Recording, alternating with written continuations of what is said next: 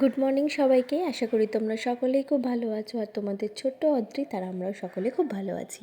আজকে নিয়ে চলে এসেছি তোমাদের কাছে একটা নতুন লং ভিডিও, যেটা হলো আমার অ্যানিভার্সারির ভিডিও।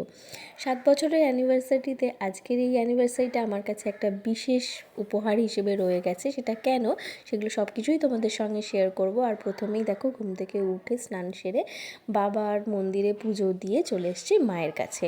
প্রত্যেক বছর আমি বিবাহবার্ষিকীতে মায়ের কাছে আসি, মায়ের মূর্তি বিগ্রহ দর্শন করে তারপর আমি সমস্ত কাজকর্ম করি, মানে চেষ্টা করি সেটা করার। তো যাই হোক, এবছরও এসেছি, মায়ের দর্শন করলাম, মায়ের আশীর্বাদ নিলাম। মা যেন আমাকে আশীর্বাদ করে প্রতি বছর যেন মায়ের কাছে আসতে পারি। তো তারপরে আমরা যাচ্ছি আর একটা বিশেষ জায়গায়, যেটা আমার অনেক দিনের ইচ্ছা, অনেক দিনের শখ। সেই ইচ্ছা আমার আজকে পূরণ হয়েছিল। আর এই দেখো, বাস দাঁড়িয়ে আছে, আর বাসে আমার বাড়ির সকলে, আমার ডুগু, মিঠি, আমার দিদিরা সকলে ওয়েট করছে আমাদের জন্য।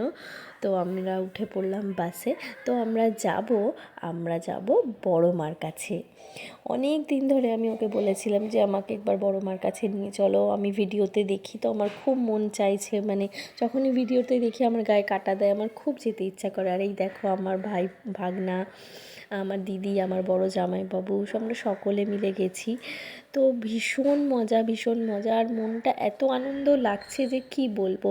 তবে একটুখানি মনটা খারাপ ছিল, আমার ডুগুর শরীরটা ভীষণ খারাপ ছিল, খুব বমি করেছে। কিন্তু ঠাকুরের কৃপা, ঠাকুরের আশীর্বাদ যে ও যাওয়ার সময় যেমন বমি করতে করতে গেছে, কিন্তু মায়ের মন্দিরে ফেরার সময় আর সেরকম কিছুই হয়নি।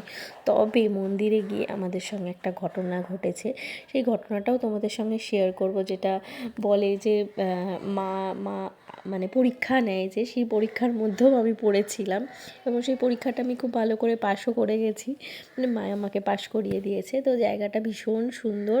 যখনই আমরা মানে ব্যারাকপুরের দিকটায় চলে গেছি, সেই রাস্তাটা এত ভালো লাগছে যে ভিডিও না করেই পারা গেল না। তো তারপরেই দেখো, আমরা একটুখানি গাড়ির ভেতরের ভিডিও নিয়ে নিয়েছিলাম, আর এত হাওয়া দিচ্ছিল, চুল টুল সব উড়ে যাচ্ছে, কি ভালো যে লাগছে। অনেক দিন পর এরকম বাসে জার্নি করলাম। আমি এরকমভাবে বাসে জার্নি করেছিলাম 2 বছর আগে, মুর্শিদাবাদ গেছিলাম তখন।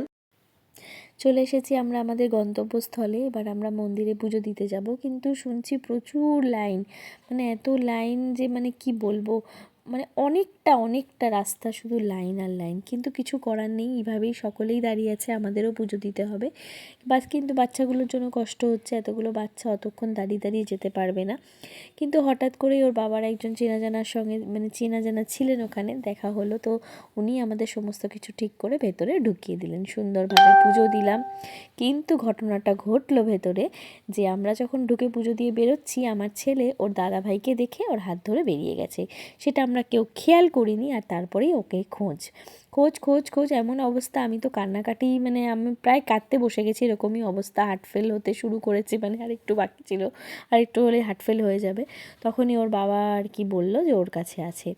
যাই হোক, মনে শান্তি হলো। তারপরে মানে বিরাট একটা, মানে সেই সময়টা যে কী গেছিলো আমাদের মধ্যে, মানে সেটা আমরা যে কজন ওখানে ছিলাম সে কজনই বলতে পারবো। তাদের প্রত্যেকের অবস্থা কী অবস্থা হয়েছিল, শরণ্যা, দিদি, বড়দি, মানে সবার অবস্থা খারাপ।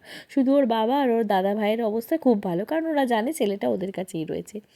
যাই হোক, তারপর পুজো টুজো দিয়ে ভেতরে মন্দিরে যেহেতু ফোন নিয়ে অ্যালাউ নেই, তাই করতে পারিনি ভেতরে ভিডিও, তবে বাইরে আমরা অনেক ফটো তুলেছি। তারপরে আমরা সবাই চলে এলাম দাদা বৌদিতে বিরিয়ানি খেতে। ব্যারাকপুরে আসবো আর দাদা বৌদির বিরিয়ানি খাবো না, এটা একটু কেমন লাগে, কারণ কখনো খাইনি। অনেকে বলেছে, মানে অনেকে খুব ভালো রিভিউ দিয়েছে, অনেকের ভালো লাগেনি। যাই হোক, এই সব কিছুর মধ্যে আমরা নিজেরাই টেস্ট করতে চলে এলাম, যে ভালো না খারাপ আমরা নিজেরা এবার রিভিউ দেবো। তো চলে এসে তো বাইরের, মানে এত দাদা বৌদির রেস্টুরেন্ট, মানে দুটো তিনটে তো দেখিয়ে এলাম, কোনটা যে আসল আদেও এখনও বুঝতে পারলাম না। যাই হোক, খিদের সময় চলে গেলাম। তারপর তো ওখানে উঠে দাঁড়িয়ে দেখছি বড় বড় বিরিয়ানির বড় বড় হাঁড়ি নিয়ে চলে আসছে, আর ওগুলোকে গরম করছে, গরম করে রাখছে হাঁড়িগুলো। দেখে তো খিদে আরও বেশি পরিমাণে পেয়ে গেছে, কারণ পেটে তো খুবই মানে খিদে ছিল, সারাদিন উপোস ছিল। আর আমরা যখন পৌঁছালাম ওখানে প্রায় 4টে বেজে গেছে, 4টে অবধি না খাওয়া, বাচ্চাগুলো একটু একটু খেয়েছে। আর এই যেটা হচ্ছে মেন, মানে এর ভেতরেই খাওয়া দাওয়ার ব্যবস্থাটা রয়েছে, আর খুব সুন্দর কলা পাতায় করে দেওয়া হচ্ছে। আর একটা জিনিস, এটা পুরো আনলিমিটেড ছিল, বিরিয়ানি বিরিয়ানি যে 1 প্লেট দিচ্ছে, মানে ওখানে বসে খেলে পুরো আনলিমিটেড, যতবার চাইবে যত ইচ্ছা চাইবে তোমরা নিতে পারো, কোনো অসুবিধা নেই। তো এটা একটা ভালো লাগলো দেখে। আর দেখো সবাই এরকমভাবে বড় বড় হাঁড়িগুলোকে নিয়ে আসছে, আমি একটু ভিডিও করছিলাম, বেশ ভালো লাগছিলো। আর তোমার আমার ছেলে তো বিরিয়ানি খেতে একটু পছন্দই করে, ডুগুও পছন্দ করে। তো দেখছে এটা বিরিয়ানি, তো ওরা দাঁড়িয়ে আছে, ওরাও দেখছে। এই দেখো কেরকম কলা পাতার মধ্যে সুন্দর করে সাজিয়ে দিয়েছে। কলা পাতায় খাওয়া তো কোথায় উঠেই গেছে। আগে কীরকম অনুষ্ঠানে মাটির থালার মধ্যে কলা পাতা দিয়ে দেওয়া হতো, এখন খুব একটা হয় না, খুব সাবেকি ব্যাপার না থাকলে এগুলো হয় না। আর এই দেখো আমরা ভেতরে ঢুকেও পড়েছি। আর এই দেখো ভেতরের পরিবেশটা খুবই সুন্দর ছিল। একটু মানে কি বলবো, তখন আমরা চারিদিকটা দেখবো না খাবো, সেটাই হচ্ছে মেন কথা। তো আমি বাচ্চাদের নিয়ে আগে বসে পড়লাম, তাড়াতাড়ি করে সবাই খাবার দিতে বললো। খিদে এতটাই পেয়েছিল যে মানে থাকা যাচ্ছে না। আর আমার বড় জামাইবাবু যেহেতু বাইরের খাবার কিছু খায় না, তাই জন্য ওকে মানে বড় জামাইবাবুর জন্য বাড়ি থেকে খাবার তৈরি করে এনেছিল আমার দিদি। তো সেই খাবারটাই প্রথমে আমরা একটু সার্ভ করে দিতে বললাম।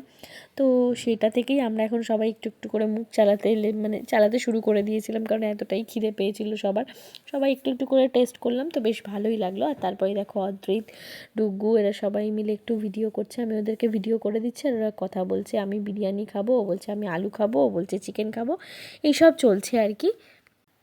ওদেরকে নিয়ে বকবক করছি, আর এদিকে চলে এসেছে খাবার। আর খাবার দেখে তো আর থাকতে পারছিলাম না, কারণ বলেইছি প্রচণ্ড খিদে পেয়েছিল।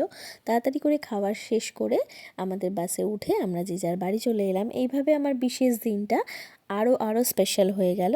এখানেই আমার ভিডিওটাকে শেষ করলাম। টাটা, জয় বড়মা।